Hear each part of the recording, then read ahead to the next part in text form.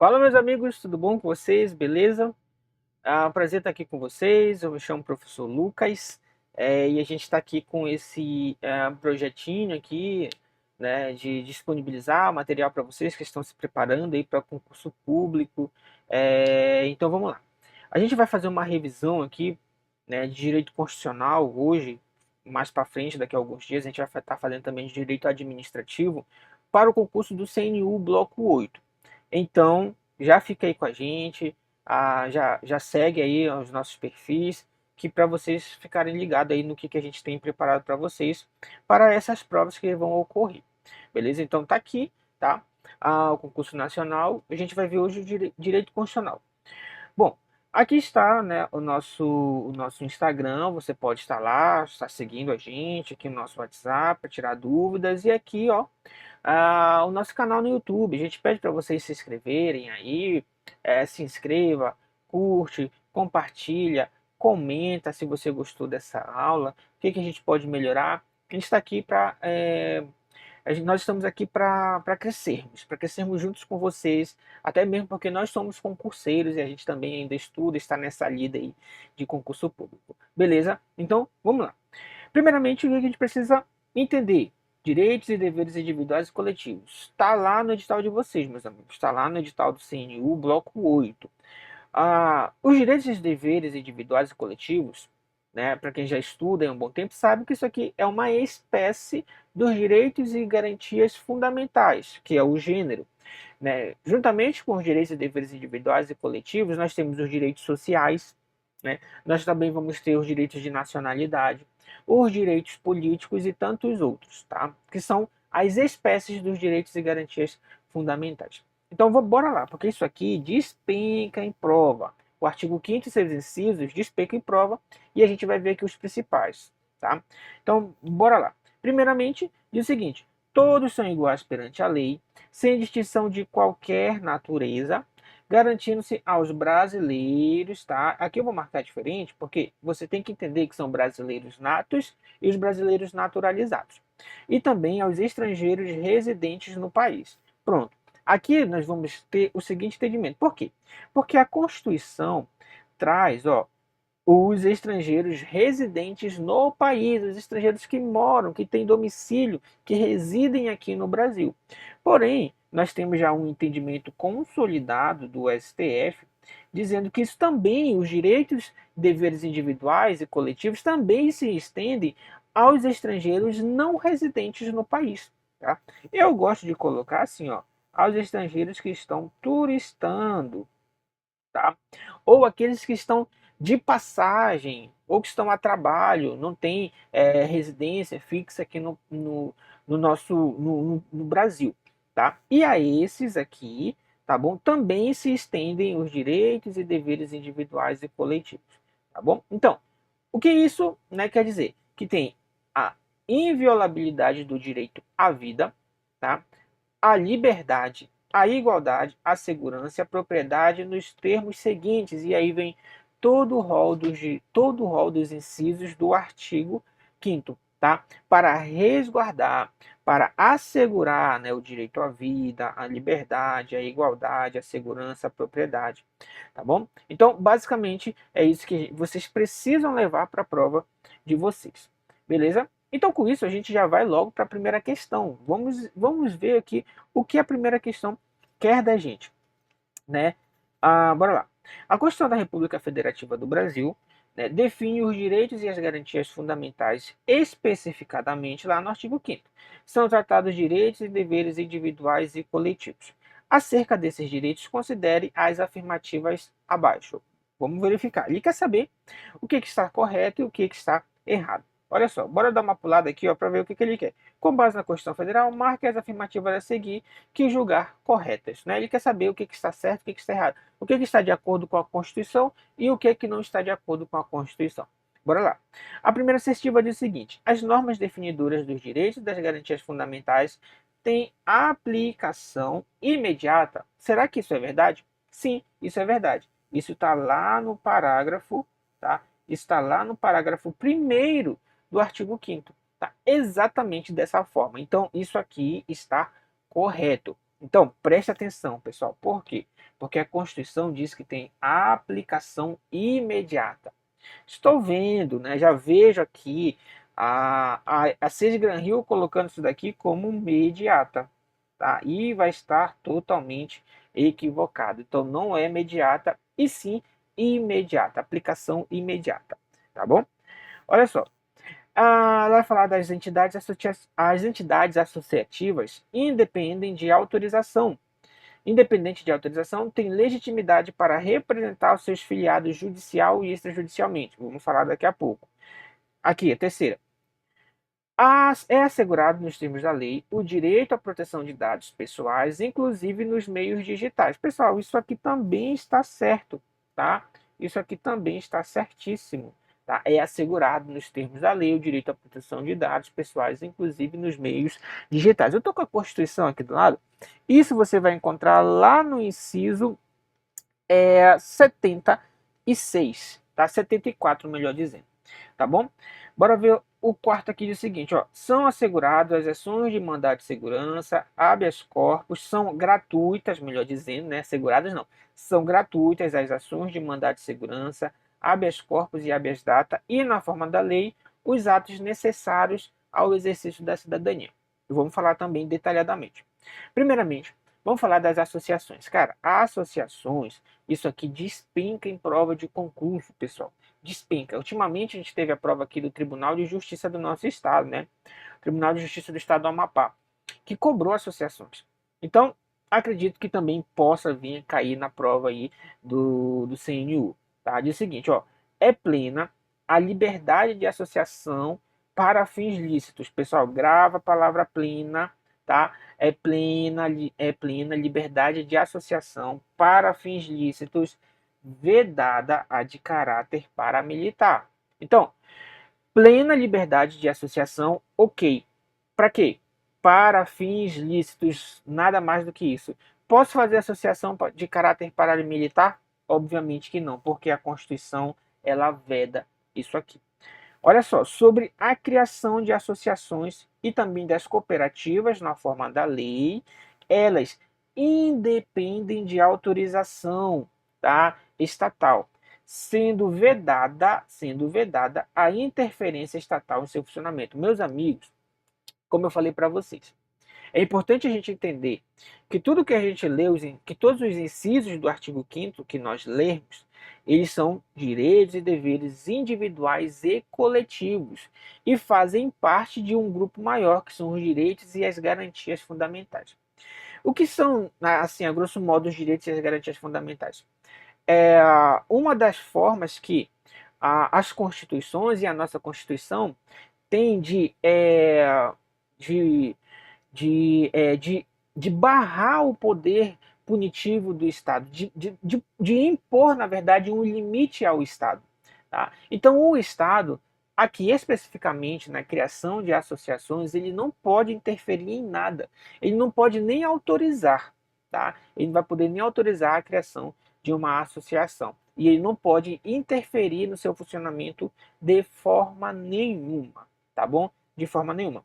Obviamente, a gente vai ver mais para frente, né, acredito que ainda nessa aula, que os direitos e as garantias fundamentais, né, e aí as suas espécies, eles são o quê, pessoal? Eles são relativos, eles não são absolutos. E logo, diante disso, já vem o próximo inciso aqui, ó, dizendo o seguinte, ó, as associações só poderão ser compulsoriamente dissolvidas, ou seja, o Estado não pode interferir no seu funcionamento, mas a depender das circunstâncias, elas poderão ser dissolvidas, tá?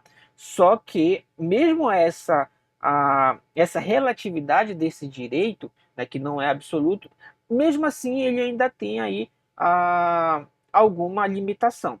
Olha só, ou ter suas atividades suspensas por decisão judicial, exigindo-se no primeiro caso o trânsito em julgado. Ou seja, uma associação ela pode ser compulsoriamente dissolvida, e eu já vi isso em questão de prova, dizendo que não podia ser compulsoriamente dissolvida, estava errado, porque elas podem sim, desde que tenha aqui, ó, uma decisão judicial para a sua dissolução e também para a sua suspensão, para suspender o seu funcionamento, os seus serviços ali. Desde que, né, para a sua dissolução tem que ter, ó, o trânsito em julgado, tá bom? Para se acabar, para se extinguir, para fechar uma associação, tem que ter o trânsito em julgado. Então, observa, nós já estamos estudando aqui, né, essa característica da relatividade. É vedada a interferência estatal, mas a depender da situação, ela pode ser compulsoriamente dissolvida pelo judiciário, no caso aqui, do trânsito em julgado. Tudo bem? Tranquilos? Olha só essa outra característica aqui, ó.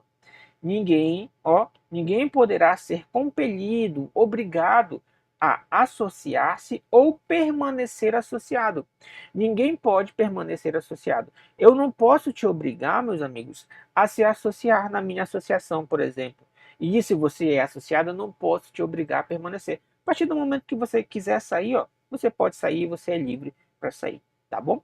E aqui também, ó, nós temos essa outra característica aqui, ó. As entidades associativas, quando expressamente autorizadas, têm legitimidade, tá? Aqui está, expressamente autorizadas, têm legitimidade para representar os seus filiados judicial e extrajudicialmente. Deixa eu voltar aqui, que eu quero que vocês compreendam o seguinte, ó.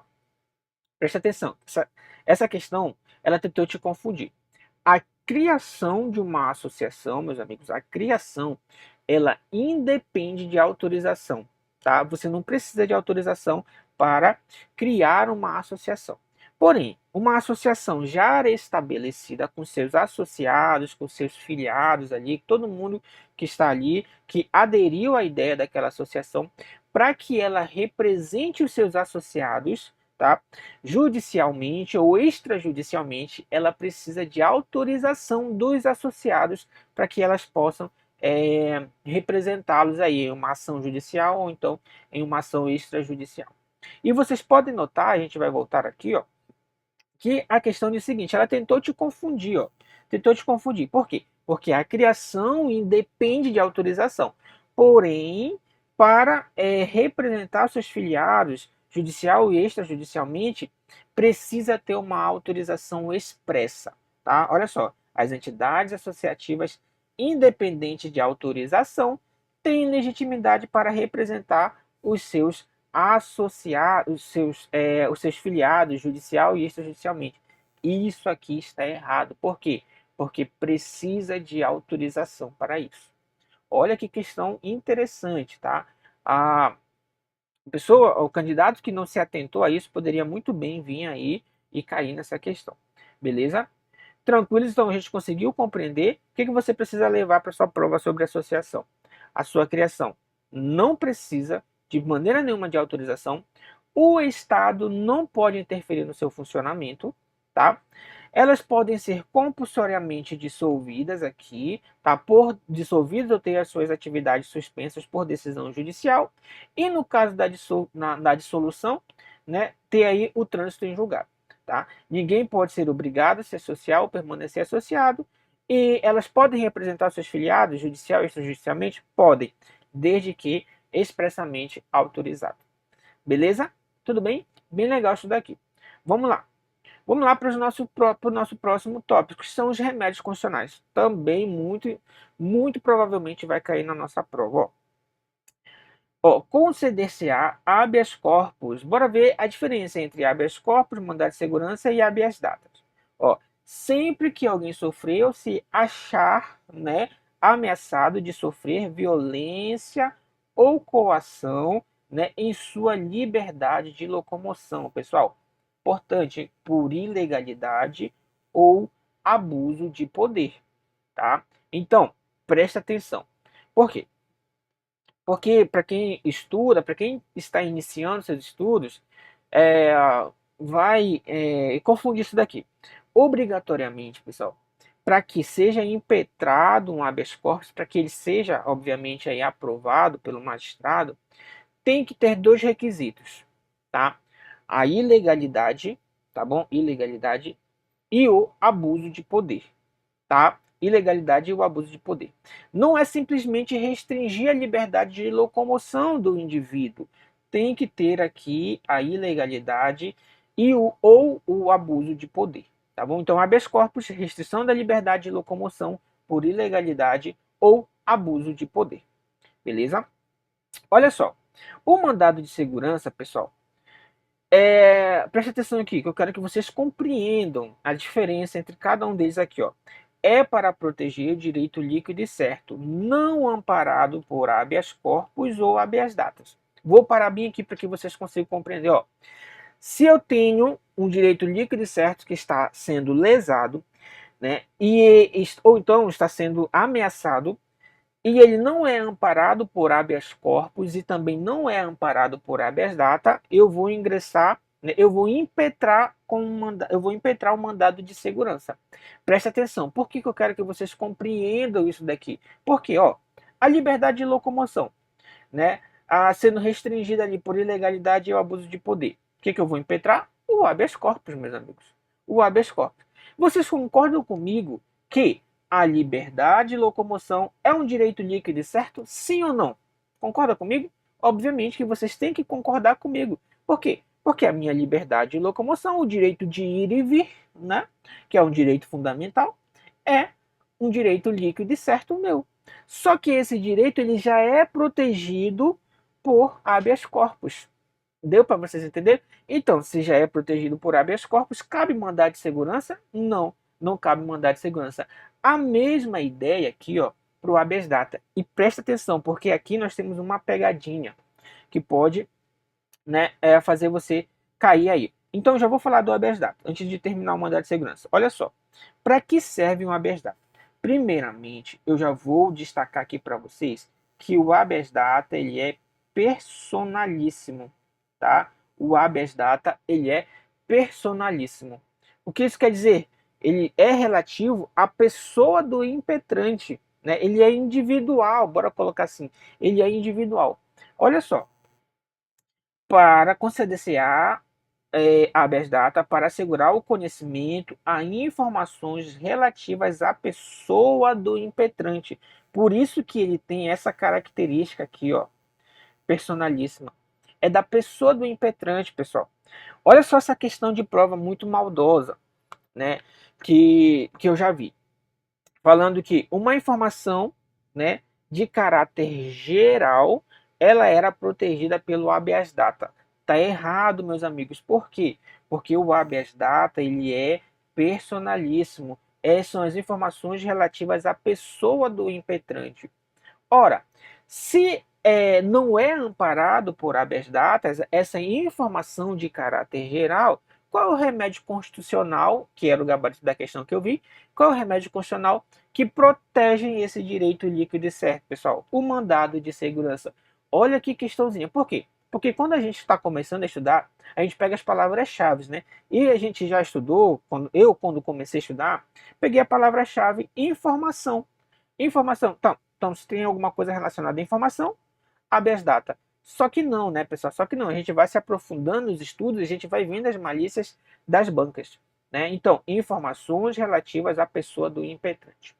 Tá bom? Então, se for informações de caráter geral, tá? E a autoridade, né, por ilegalidade ou então abuso de poder, não conceder essas informações, a gente vai entrar com o mandado de segurança. Deu para vocês conseguirem compreender?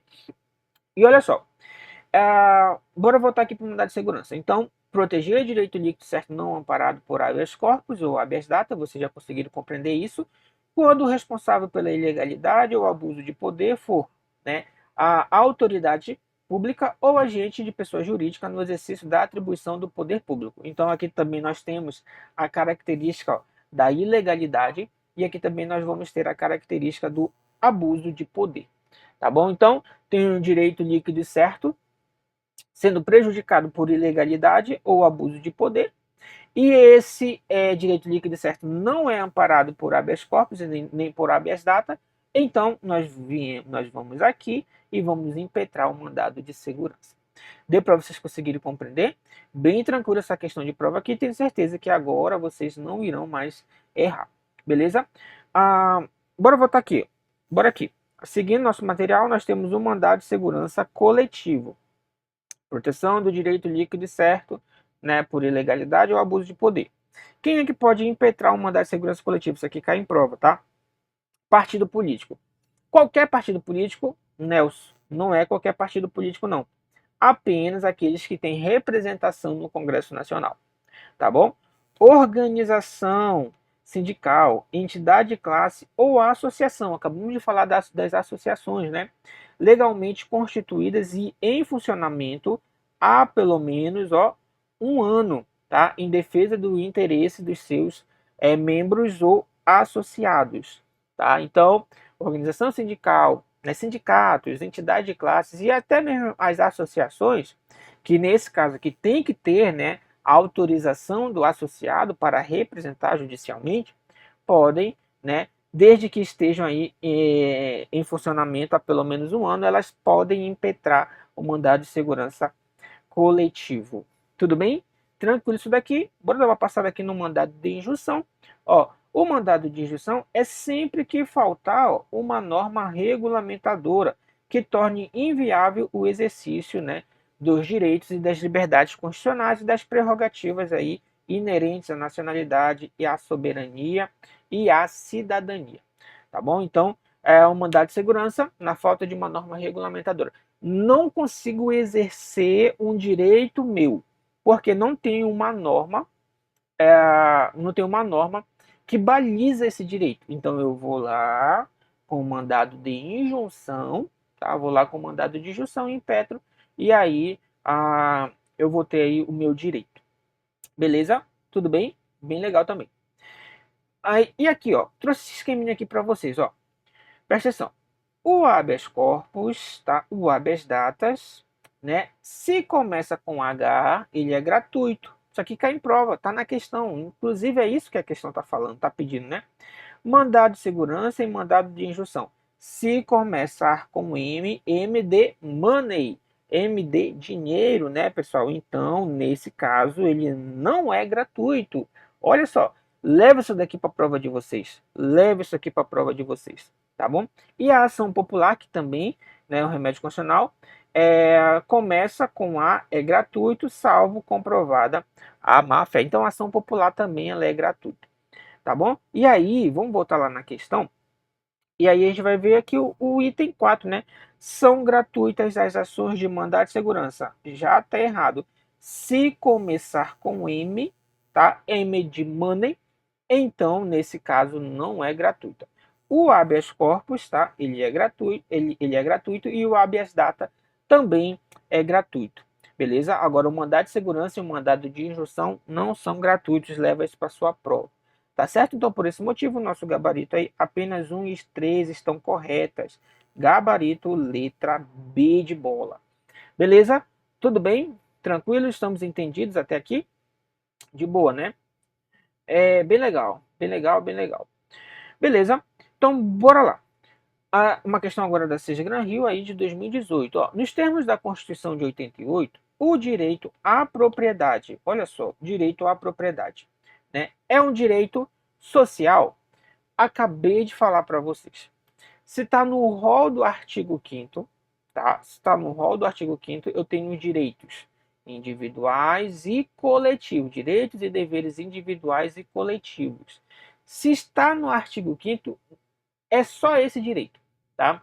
Direito individual, direito coletivo. Não é um direito social. Direito social é uma outra espécie dos direitos e das garantias fundamentais, que está também no teu edital, e você vai estudar isso a partir do artigo 6º, tá? A partir do artigo 6º você vai encontrar os direitos sociais. Então, pessoal, para ganhar tempo, a gente já elimina essas duas alternativas aqui. Está dizendo que é um direito social. Não é um direito social. Beleza? Não vai ser um direito social. Letra C. É um direito individual que impede qualquer tipo de intervenção do Estado. Vou parar por aqui, porque eu quero explicar para vocês, né, o direito de propriedade. Ó, o artigo 20, o inciso 22 da Constituição, ele vai dizer, é garantido o direito, o quê, pessoal? O direito de propriedade, tá? Preste atenção. A propriedade atenderá à função social. Leve isso daqui para a prova de vocês. Isso não quer dizer, meus amigos, que ela é um direito social, como a alternativa estava querendo induzir o candidato que não lê, né? Que não estuda, na verdade. Não quer dizer que é um direito social. Tem que atingir. Opa, tá descarregando a canetinha aqui, né? Tem que atingir a função social, mas não quer dizer que é um direito social. Beleza? Olha lá. a lei estabelecerá o procedimento de desapropriação. Vamos lá. O direito de propriedade, falei para vocês, é um direito, né, individual e coletivo. O que eu quero que vocês compreendam aqui, aí a gente retoma aquela característica, né, da relatividade dos direitos e das garantias fundamentais. Presta atenção. A Constituição está dizendo o seguinte, ó, é garantido o direito de propriedade. Deixa eu voltar aqui na tela cheia. Ó, é garantido o direito de propriedade. Porém, entretanto, contudo, todavia, tem que atingir, né, tem que atingir aí a função social. E olha só como isso é relativo. Por quê? Porque a Constituição ainda prevê a hipótese, pessoal, da desapropriação. Olha só olha só, como não é absoluto o teu direito. Então, ao mesmo tempo que ela está te dando esse direito, tem uma possibilidade de você perder esse direito. Obviamente que não é de qualquer forma, né? Por se tratar de um direito e uma garantia fundamental. Tá? Então, preste atenção. A lei estabelecerá o procedimento para a desapropriação. Quando? Por necessidade ou utilidade pública ou por interesse social da coletividade, mediante aqui, ó, justa e prévia indenização em dinheiro, ressalvados os casos previstos na Constituição. Beleza? Então, a direito de propriedade, ok. Direito, uma garantia fundamental, porém não é absoluto. Por quê? Porque existe a possibilidade de desapropriação. Ok? Tudo bem? Agora olha aqui comigo. Ó. No caso de iminente perigo público, a autoridade competente poderá utilizar a propriedade, o quê? A propriedade particular, assegurado o direito de indenização ulterior se houver dano. Presta atenção. Ó, aqui também a banca pode tentar te induzir ao erro aqui nesse sentido. Por quê? Porque eu quero que vocês compreendam o seguinte. No caso da desapropriação, vou voltar aqui, ó. No caso da desapropriação, meus amigos, no caso da desapropriação, a indenização ela tem que ser justa e prévia antes de acontecer o ato da desapropriação. Agora, por exemplo, né, olha esse exemplo aqui. Uma autoridade policial está em perseguição com um determinado indivíduo que cometeu algum delito, né, e ele roubou uma moto, uma motocicleta e fugiu. Então a autoridade policial, estando ali diante daquela situação, ela pode se aproveitar de uma propriedade particular, né, ou seja, um automóvel, e perseguir ali, né, aquele indivíduo que entrou em fuga, né? E ela pode fazer isso? Pode. Só que preste atenção nesse detalhe aqui que eu quero que vocês compreendam. É obrigatória a indenização nesse caso? A resposta é depende, tá, pessoal? Depende. Por que depende? Porque tem que haver, olha só, tem que ter, né, nesse caso aqui, o dano. Caso não haja dano, não precisa pagar a indenização. E preste atenção, essa indenização ela é ulterior. Ó, no caso da desapropriação, a indenização ela é prévia, tá? Agora aqui, no caso do iminente perigo público, né, a autoridade ela poderá utilizar a propriedade particular se caso houver dano, indenização ulterior, posterior. Tudo bem? Bem tranquilo isso aqui também. Ok? E olha aqui também uma outra questão de prova. Deixa eu sumir aqui. Ó, a pequena propriedade rural, assim definida em lei, desde que trabalhada pela família, não será objeto de penhora. Presta atenção no detalhe. Desde que trabalhada pela família, não será objeto de penhora para pagamento de débitos decorrentes de sua atividade produtiva, dispondo a lei sobre os meios de financiar o seu desenvolvimento, tá? Isso aqui também cai demais em prova, tá bom? A pequena propriedade rural, ela pode ser objeto de penhora? Depende.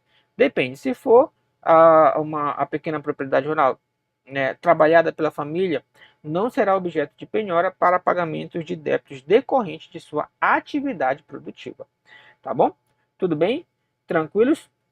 Então, né, a gente volta para a questão para a gente conseguir aqui acertar. A gente já descarta essas duas aqui porque não é o direito de propriedade não é um direito social, tá bom? É um direito aí individual e coletivo. Bora ver a letra C. É um direito individual que independe de qualquer tipo de intervenção que impede qualquer tipo de intervenção do Estado. A gente já viu que nós temos sim a intervenção do Estado no caso da desapropriação, tá? Desapropriação. Letra D. É um direito individual absoluto?